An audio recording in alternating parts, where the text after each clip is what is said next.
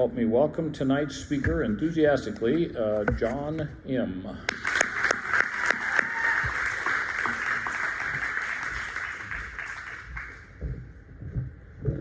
John, alcoholic. I've been dying to get up here so I could have a drink of this. My sobriety date is today, May 17, 2011, 12 years. I never thought I'd actually say that. You know, my sponsor is Mike Bennett. My home group is the Sunday Morning Men's Stag. I have a service commitment at that home group. I am the treasurer, and I sponsor guys, and I call my sponsor every day, even though he told me to call him once a week when he started sponsoring me, and I told him, no, I'm going to call you every day. He said he got used to it. Where'd he go? There he is. And so you see, he kind of got used to it, and I'm like, okay, yeah, because that's what I'm used to. I've called my sponsor most every day since I've been sober. You know, it's just one of those little routines that I got, you know. So I'm an alcoholic, you know, so my drunk-a-log, you know, I like to go through like a quick thing, you know, is like, so I had my first drunk when I was 5, but I didn't really start drinking until I was 13. And I still remember that moment when I first took my first drink was that that aha moment that I hear a lot of speakers say, that I have arrived, you know, and I still remember that to this day, you know, sitting on the floor, and I snuck they aren't really drinkers, you know, so I snuck some of a couple beers and some of their little whiskey. And by the way, Mom, that whiskey up there, that was mostly water. That you guys had. You had a Jack Daniels, and I kept watering it down, and I just drank more and water down, you know. And so my drunk log basically is, you know, that I started drinking early. It progressed really quick. You know, and I don't think that you have to go down to this level to be an alcoholic, but I did. You know, when it was all said and done, when I was 39, when I got sober, I spent, you know, probably 50 detoxes, 50 hospital visits, on and off the streets for 5+ years, in and out of jail probably 30 times, I don't know. And that was my drunk-a-log kind of thing there. But that doesn't make me an alcoholic. You know, that was just really bad decisions and extreme defiance, because that's one of my defining characteristics, you know. Still to this day, when I go into a store and I'm working on it, it's one of my character defects, you know, is that when you see the little door that says pull, I still want to push. Every single time I have to consciously make an effort to go, okay, John, pull the door, not push it, you know. Serious, and that's a true story, you know, and it's just what it is. So what makes me an alcoholic, right? And I still remember this, because that story, my mom probably remembers this, you know, it was when I was 5 years old, and I remember the guys were sitting around the table drinking beers, and I remember them, you know, I was their little beer guy, right, for better term of it, you know. I was their little beer guy, and I'd get them beers, and they would give me little shots of beer, and I remember, you know, first of all, you know, I felt part of, right? That was my little part of. I felt part of the group, because I never did that my whole life. I never felt part of. Second was that I found out that, and I look back, and I didn't know this at the time, but I found out that my body doesn't handle liquor like other people, right? So the more I drink, the more I want. You know, I have this physical allergy, like if I was, you know, allergic to strawberries or shellfish or peanuts, right? My body breaks out and it wants more alcohol. And I didn't realize this. I didn't even understand this until after I got sober, you know, that I cannot drink normally. But I look back at my drinking career and I go, oh yeah, it was very apparent, you know. I'd stay drunk for months at a time, 24/7, you know, and there was it was bad, you know. I mean, that's where it got to, you know. I started over at like 23, where I started drinking, like I would start over in the morning, and then it was just binge drinking all day long. And then at about 27 or so, it was where I'd pick up a drink, and I remember, and this is, you know, one of my amends is to my mom, you know, because that's one of the worst. And I remember she telling me that she was driving me down to Phoenix one time, and I didn't even know it. I was driving her car, and she told me she cried all the way down there, because she knew I was going down there to drink. You know, she knew I was going down there to sleep on the streets, which is what I always did, you know. And sure enough, I did, you know, for months at a time, you know. And that's, I kind of gave up after a while. Okay, there was a time when I tried to control it, but I gave up, and it just became, you know, I knew what was going to happen. There was no joke about that physical allergy was going to kick in. I didn't really understand it. I thought I was making a decision to drink and do that, but I didn't understand that my body, you know, that I didn't have a choice. You know, once I pick up a drink, I don't have a choice but how much I'm going to take, and I don't have a choice when it's going to stop. You know, it's like having sex. Tony loves this one.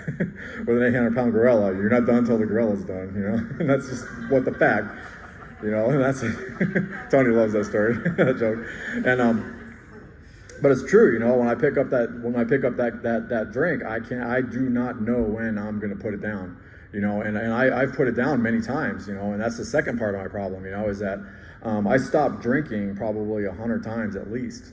You know, I've put the bottle down. I've stopped, and you know, and I made a conscious decision to not pick it up again, right? And I did fine, you know. I mean, Beth, she's one of the few people that are up here that saw me do my little back and forth thing, you know, when they would see me disappear and I'd come back up as a newcomer, you know, because I went down to Phoenix and got drunk, and you know, I'd come back up and I'm under 30 days again, you know, and after a run, and I probably looked a little mess. I remember I had scars on my face a few times, and you know, and yeah, so it was just it was a mess, you know. It was really, really bad. And that was the second part of my problem, is that, you know, I thought I could put it down and keep it down, but I couldn't. I could never keep it down. You know, I always would pick it back up again, and I didn't really understand why I kept doing that, you know, against my will. You know, it was like, wow, I just didn't get it, you know. And it tells us, you know, resentment is the number one offender, right? And that's usually what would happen, because I would usually, so I love the other analogy, you know, like when I would stop drinking, my life got worse, right?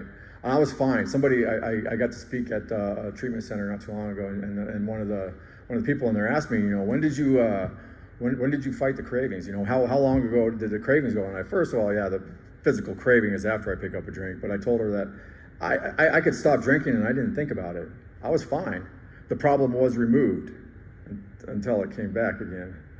You know, and it always came back again. You know, I never white knuckled alcohol. I never did. I put it down. I remember waking up on a bus bench by PV Mall and dumping out a whole half gallon of vodka. I was puking up blood a little bit, and I remember dumping out a whole half gallon.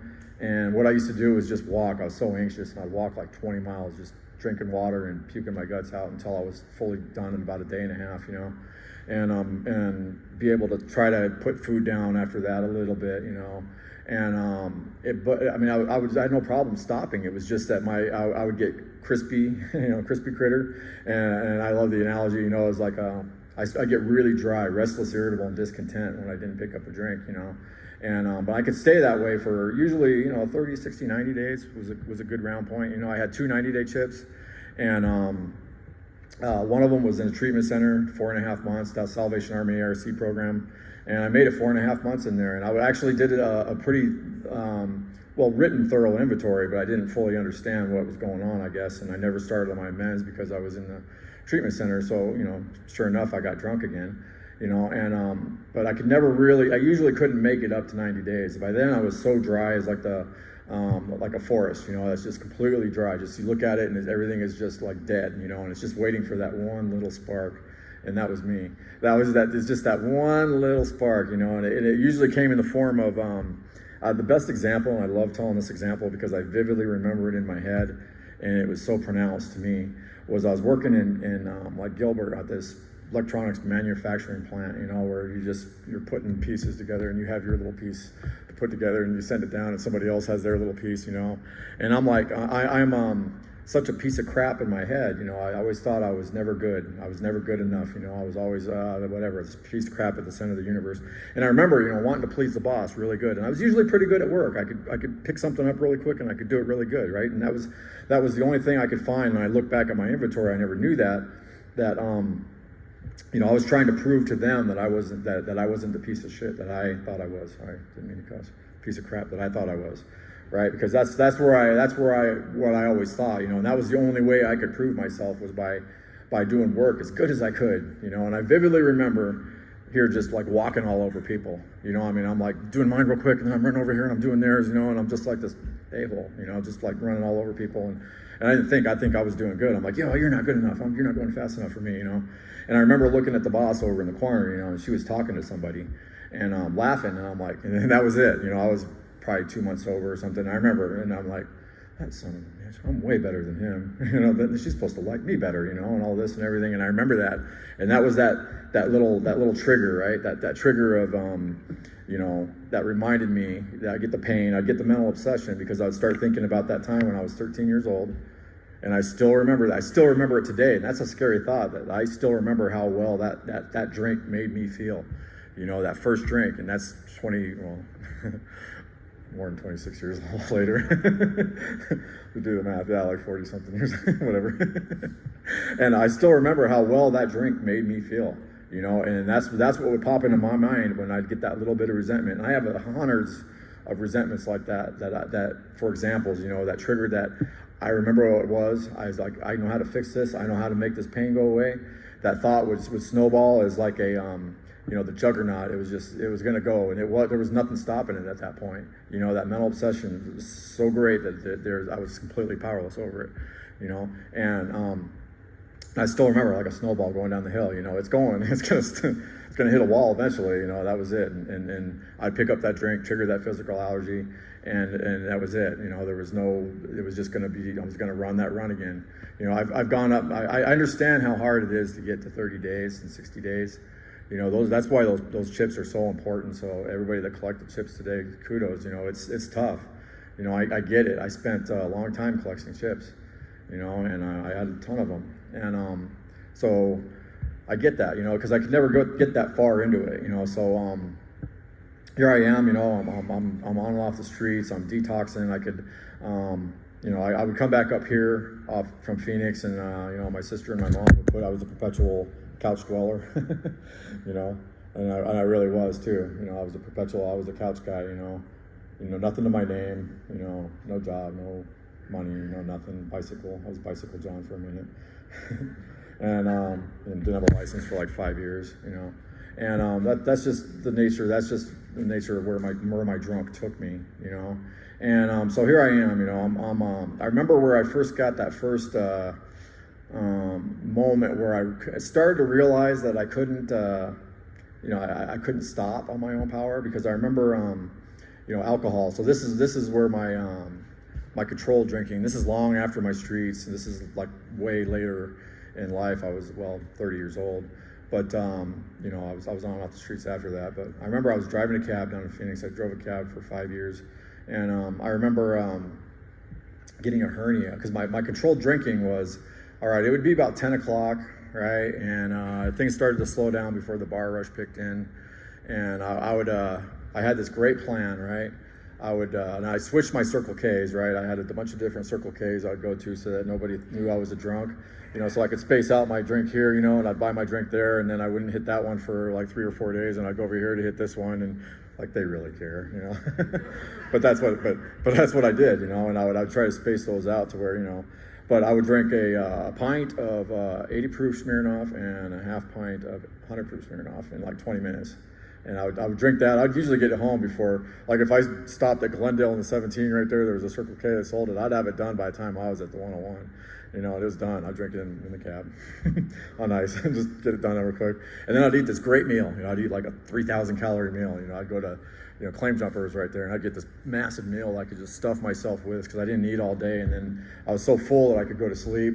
The nerves were gone, you know, I'd be all right. That was my method of controlled drinking, and I knew 2 people at that place.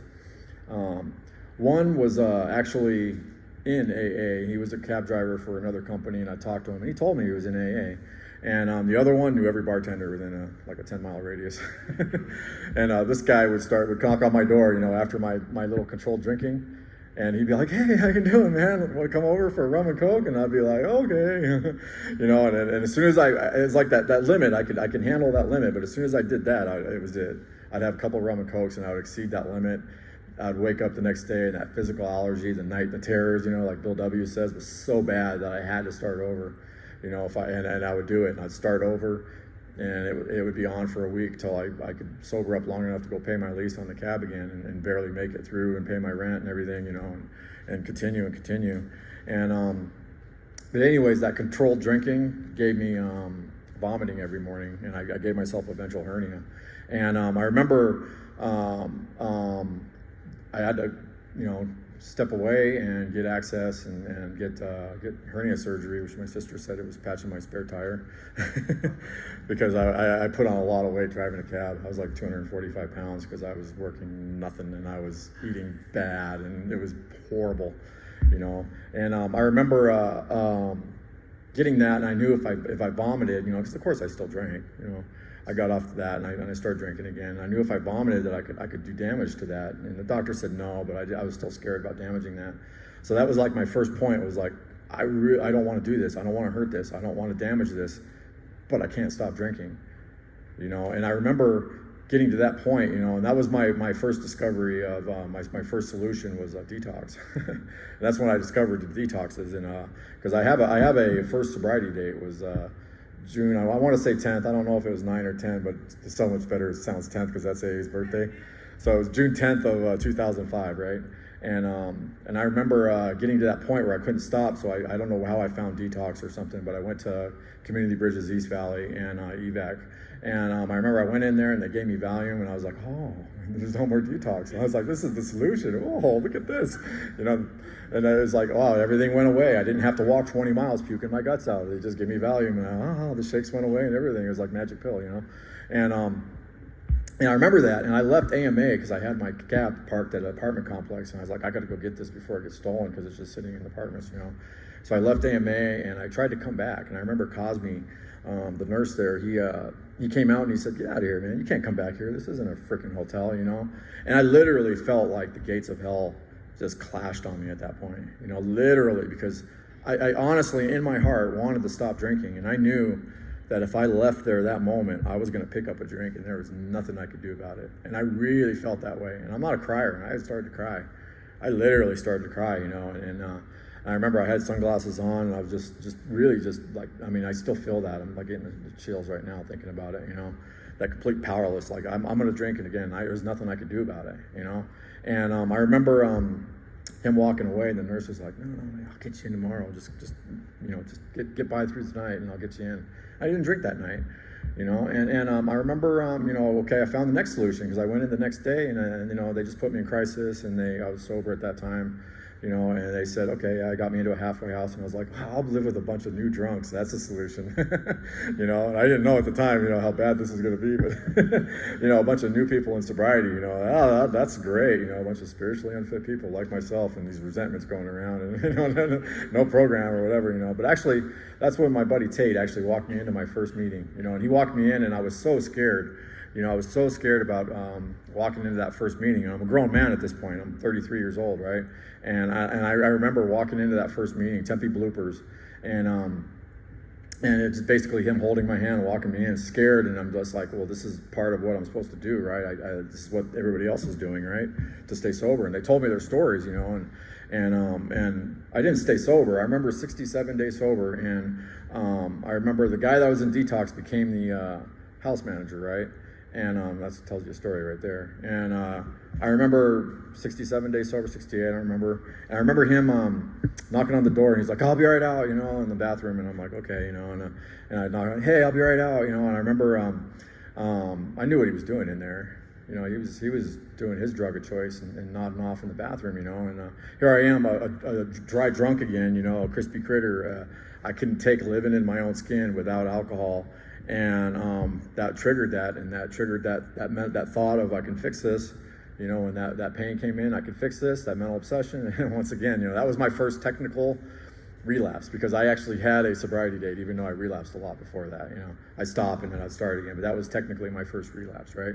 And then spent another 6 years. You know, I knew the solution. I had hit enough AA meetings that you guys told me your story, right? You told me what it was like, you know. And I believed you. You know, I knew you weren't talking smack. You know, I knew it.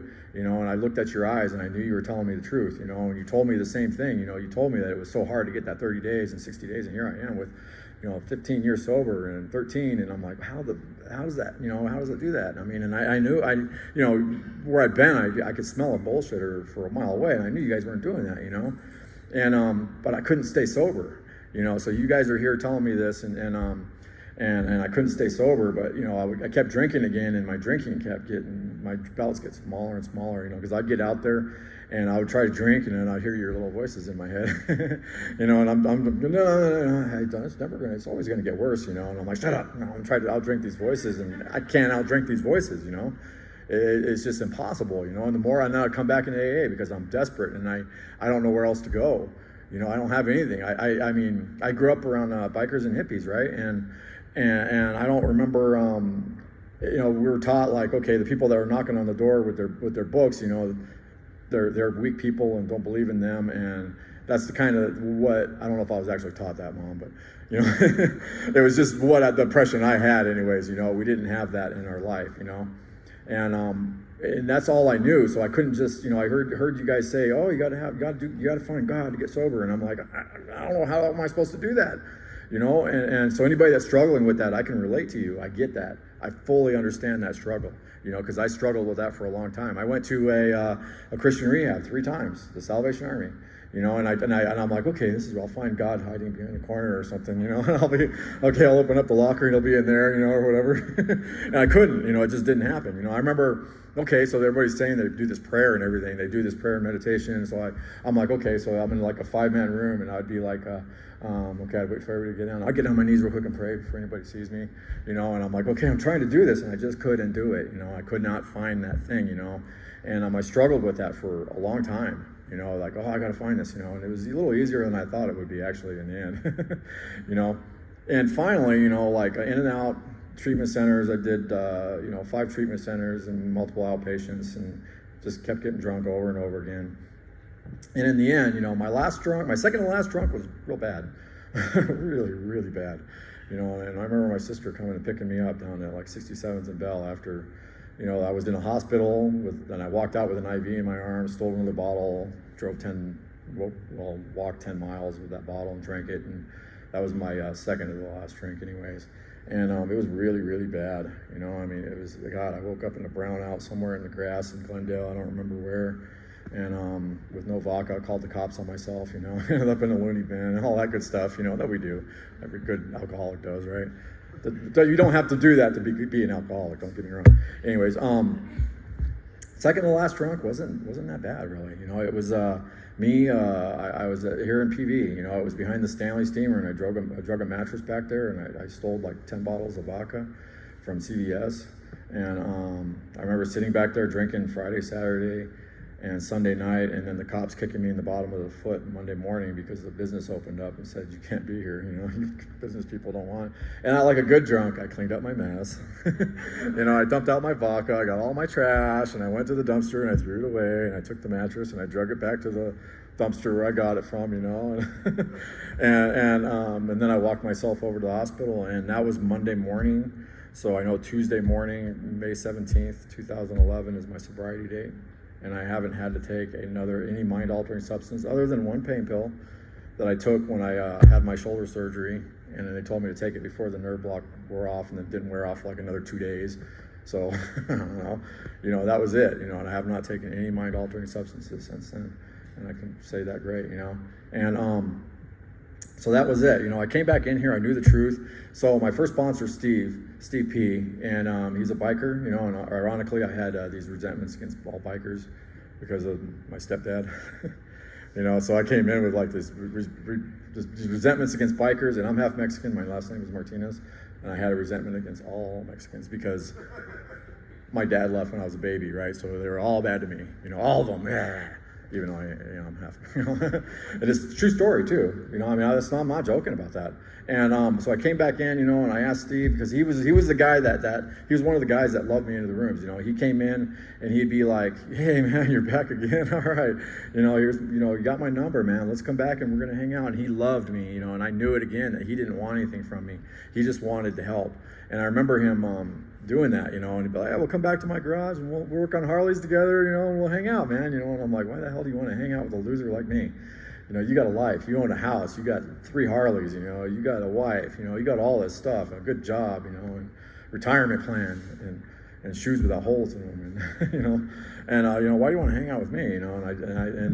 And finally, you know, so when I came back in this time, you know, I went Tuesday, and then that Friday night speaker meeting, which was my home group for the first year I was sober. And I asked him to be my sponsor, and he had this look, you know, "You ready?" You know, and I was like, "Yeah." He's like, "I think you are." And he took me through the steps. You know, we did a step a week, except for my 5th step that, you know, took 2 weekends because I had 144 things on there. And I tell you this, I literally had tomatoes on there twice. And I'm not kidding. All right, Blimpie subs and Wiener Schnitzel, because they don't know who I am, because I remember Wiener Schnitzel gave me this leather sandwich, and I went up there. I was like, hey, I got a couple tomato sandwiches, slices, He's like 25 cents, and I didn't go. It was a legitimate resentment because I did not go back in there for like 8 years. Serious, legitimate resentment. And Blimpies too, I was getting an A of Dobson and Southern. I'm getting a freaking tuna sandwich, and same thing, 25 cents. And I'm like, you can keep your sandwich. And I walked out, and I didn't go back into a Blimpies for like about the same period of time, And I'm not kidding. That was the way it was, You don't look, and I would run with that resentment, and yeah, I mean, in the beginning, it was just me. I was just following the direction that I was given. I was just doing the best that I could. I did 10 meetings a week. I had service commitments at these meetings, where I would pour coffee or chair the meeting or take tickets or whatever. I did something at most of these meetings, or I tried to do something at these meetings. I tried to, and I remember everybody thought I was committed because I was riding my bike, but really I just wanted to trim up to look good. So it was I did the best I could. I journaled. I called my sponsor every day, and I just went through the motions. I started working with newcomers about 8 months sober, and I had my first year. I was sponsoring like 4 or 5 guys, and taking them through their steps, and they didn't stay sober, but I did. I remember Dave S. Remember Dave? And I remember he called me. He was like me. He called me every day, and he kept me sober for like 11 months till he fired me right before he got his first year. Damn it. I love Dave. I wish I could get him back in here because he was a great guy. And I did that stuff, and I did what I did. I never had a desire to drink since I stopped. I can say that honestly. I did have one time, and this is a real something I really close to watch. Is that if I have a problem with alcohol, I have a problem with my spiritual condition. And I remember about a year and a half sober or so. I remember doing an estimate on some fascia board to paint some fascia board. And I remember, okay, yeah, I'll do it for $300, And he was drinking a beer in a koozie, and I got a big whiff of that beer. And I remember going back to my room. I was renting a room in Granville, and I remember going back there, and I an hour and a half later, 2 hours later or something, I could smell it and taste it in my mouth, and that scared the living hell out of me. That really scared the living hell out. I immediately called my sponsor, and he's like, write about, talk about it, pray about it. That's what he does. And I did some good writing on it, and I realized, I was with somebody that I had some resentments against. I was dating this girl, and we broke up, and I had some resentments in there, and I'm like, oh wow, and I was able to put my hand on there, and I was able to look at my selfishness in it. It's all about me. It's all about looking good. And it was like, well, she made me look bad. Whatever. And I realized that, and that's not the last time that happened. So it kind of gets easier each time, kind of. And it does, because I know the pattern now. All these little these resentments and these fears and this selfishness that comes up now that I've learned. I've kind of gotten used to seeing them now in my life, where they don't go away. It's just they're just more prominent now. Now life is more like more joy and euphoria. A lot of times I'm just euphoric, and then this other stuff comes in, and I'm like, I hate that. And I'll run with it sometimes, I'll sit there and run with it. Mike knows, and I'll do that, and I know the solution, the solution is always to get out and work with another alcoholic, get out of my head, or, not to be a prick to the lady at Circle K who's having a bad day. She's not having a good day, and my alcoholic side wants to go into that Circle K, and if she's not treating me the way I deserve to be taught, I want to get indignant and be like, and give her the same thing back. But really, the answer is just to be nice to her.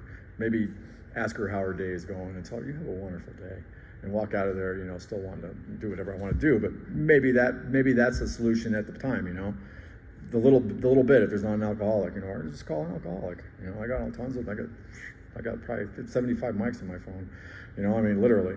And that's always the solution for that, and it's weird, I'm learning all these different things. Like, my sponsor went over this recently. I remember this one speaker at the Friday night speaker meeting about a month and a half ago. I remember these things just hit me so easily. It's just like they hit, and I don't catch them at the time, and I'm like, wow, that was profound. I look back, and she said, my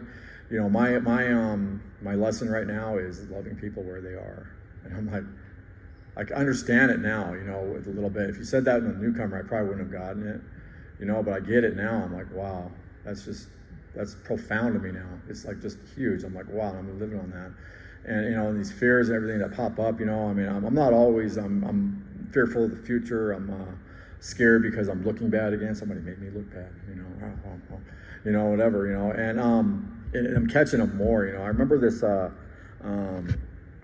guy about 9 years ago, you know. This is when things aren't going my way, when I'm not getting something that I feel I deserve, or I'm afraid of losing something I thought I had, you know. And it could be in the form of a person, a job, whatever, you know. These usually are the defining, they trigger those character defects, you know, that self-centered fear that triggers up that character defects that will eventually get me drunk if I don't work on them. I know it 100%. And I catch them now, you know. And this guy said that, you know, he was like, about fear, you know. He was like, this is so profound to me, and I didn't catch it at the time, you know. And he was like 9 months sober, and I had like 3 years sober. And I remember he was sharing, he's like, I lost my house, and I lost my job, you know, and he was so fearful a year ago when it happened. He's like, I don't know what to do. And he's like, it happened again. And he's like, I'm all right. You know, God has something better for me. And I'm like, wow, that's profound. And I've been holding on to that for 9 years when I get into those states, you know, when I'm afraid of losing something I thought I had, or getting something or not getting something I felt I deserved, are the two biggest ones, you know. And it's like, wow.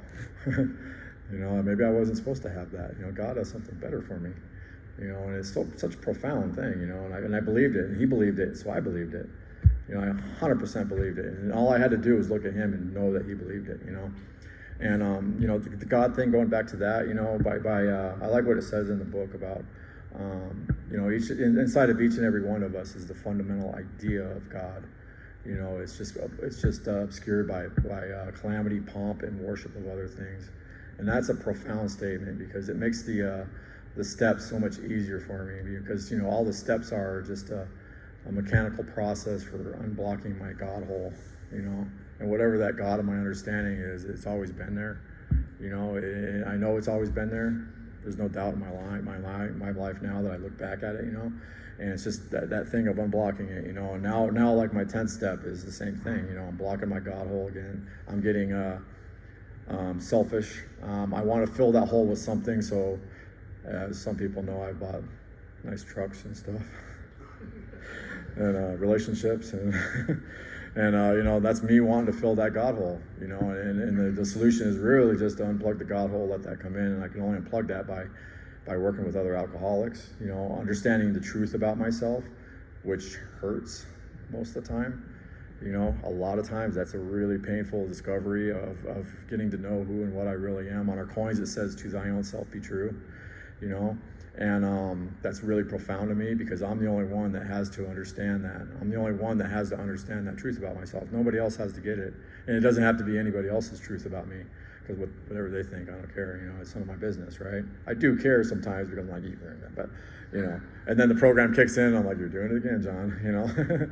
I mean, and it's just really profound, because I have a solution for managing my emotions, you know, at any moment. You know, it's really just that emotional instability that I have, that emotional sobriety that I seek, that it says in the book, you know, if I solve the spiritual, that the mental and the physical will follow.